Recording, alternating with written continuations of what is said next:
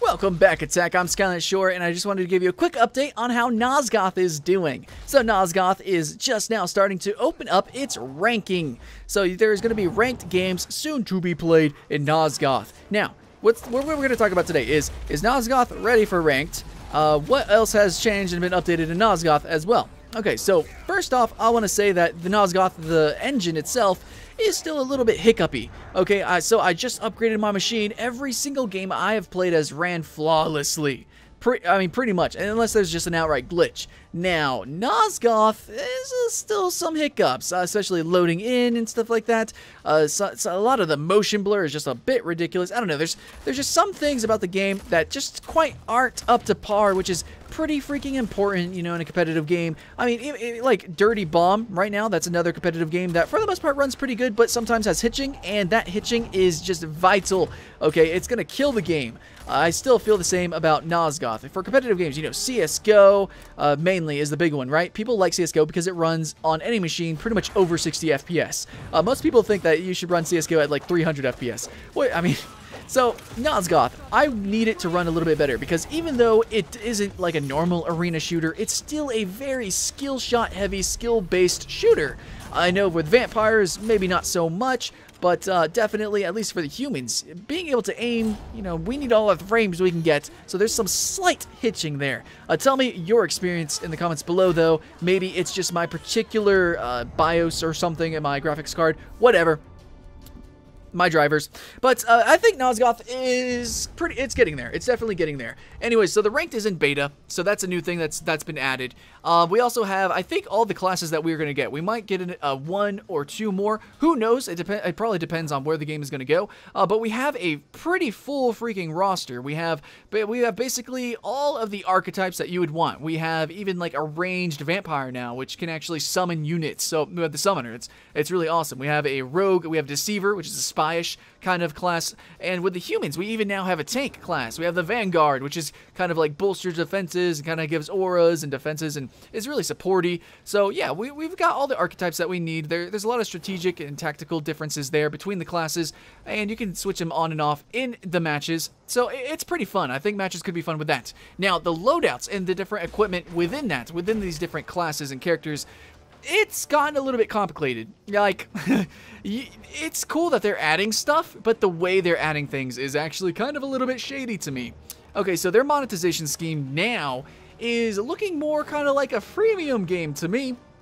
So before, you could equip perks, and then they added in different variations of perks so that you can get, like, they're not stronger perks, but it's more like the perk will give like 10 plus damage, but you take 10 extra damage. You see how that works? So it's give and take, and that's kind of interesting. So there's different little variations of these perks. However, to get these, it's a little bit RNG based, but then they added in something to where you can craft these, but whenever you craft or energize or enhance a perk, they actually can run out, you know, and it takes materials, which is RNG gathered based, kind of similar to Magicka, I guess, Magicka Wizard Wars. So you get these through playing, you get these materials, and then you can enhance perks, and then it only lasts for a certain amount of time. It kind of reminds me of Rise of Incarnates, and you know, there's a lot of free-to-play games that are kind of doing this, right? You can enhance your character for a period of time, so you better play consistently or spend money so that you can be at the top of your game, and I don't like that. I like progression, true progression. I like actually earning things that will be with me forever. You know, that's true progression. This kind of feels temporary. It doesn't feel right. It feels grindy. And for a competitive game especially, I'm not about that. I'm not about that, dude. So, anyways, yeah, I think that sucks. I don't like that. But I do like the variation of perks that we have. Each character or class is really cool, unique, and these different weapons that you can equip with them is pretty cool. Can totally change the gameplay. I definitely like with the Scout, right? With the Scout, you could be a true sniper, or you can actually be run and gun and supporty.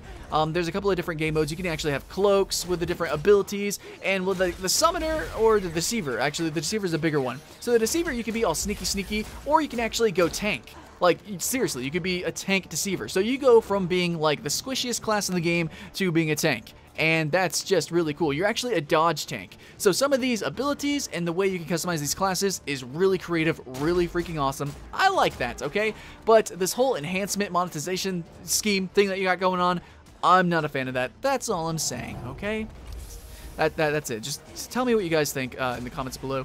What you think about Nosgoths and the direction it's going in. Yeah, actual gameplay, pretty solid. They also just added replays, right? Which is really important in competitive games. I can't believe League of Legends doesn't even have official replays right now. But yeah, there's it's kind of like Halo or Call of Duty or football games. Like it actually saves your game. It saves the 3D actual game data, so you can go back, watch your replay. It saves this automatically, by the way. And, you know, this replay system actually might be the reason why there's some hitching during gameplay. Maybe. If so, it's a little bit forgivable. But you can actually go back and fly around and see your game in 3D from different viewpoints and all that good stuff. Really good for analyzing strategies and just, you know, making videos and stuff, right? That's really good and important. I'm glad they added it to the game because they did not need to add it so early on, and I'm glad that they did. Now, matchmaking, though, when you're actually trying to find a match, sometimes can take a while. It really can, depending on the times of day. Nosgoth isn't the most popular game. Even though it is really unique, it's still really niche, and it's not the most easiest game to get into. I'll admit that. So, yeah. Now, I don't know what the grind is for this game, though. That's something that I do need to mention. I don't know, because as a alpha player, I kind of just was given everything. I wasn't given all the different abilities, no, and I still haven't unlocked all of them, so maybe that's probably a sign that the game is a little bit grindy. Yeah, maybe, but honestly, you guys are going to be the heroes here, because I've unlocked everything, so you need to tell me if the game is grindy. I'm going to go ahead and say, especially because of the new changes that they just did, the game is probably going to be grindy, okay? Which kind of sucks, and it has killed games. It's killed Blacklight Retribution and Tribes Ascend. Both those games had grind, and it killed them. So, I'm just saying this, Ionix. I'm just saying this.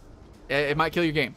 But just a recap on my review of Nosgoth, I really like the game. It's totally unique. It's definitely original. It's one of the really awesome games that's on the free-to-play market that you really can't get that experience anywhere else. Like, you really can't. I mean, if you play vampires, it kind of feels like a brawler, or maybe if you're playing as the summoner, it's like a total, I don't even know, it's a totally unique experience.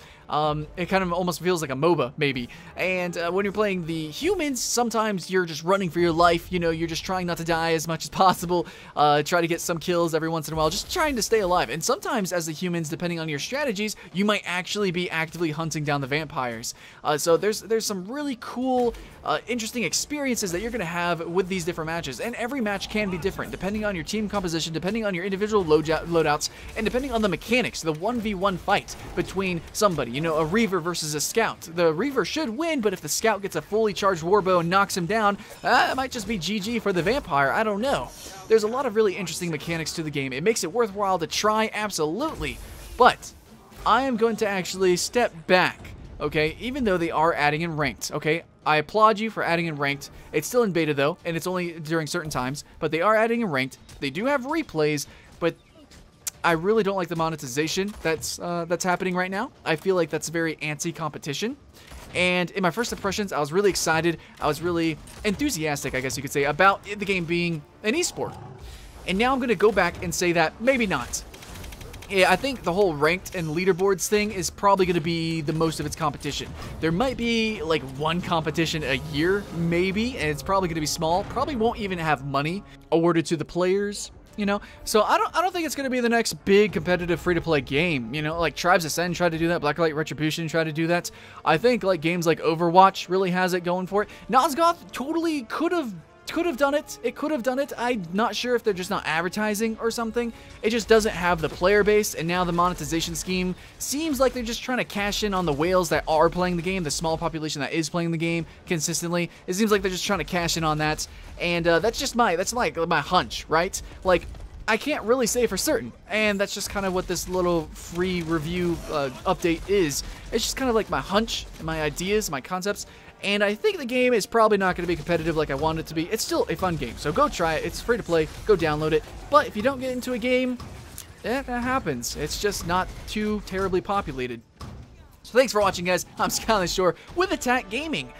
Please like and subscribe so you can be notified of our first impressions or our re-updates, our news little videos here, be they about Nosgoth or whatever other popular free-to-play game that you guys like playing. And yeah, please come back, Attack, and be excited for the next video, and I'll be excited to see you there. Welcome back, Attack. Today we're going to be talking about the top 10 free-to-play MMOs for this year, for 2015, and I think across all the genres for free-to-plays, we've seen so much innovation in MOBAs, in MMOs, in like card games. We've seen so many new things this past year, and hopefully, maybe, probably so, 2015 is going to be just as exciting. This is our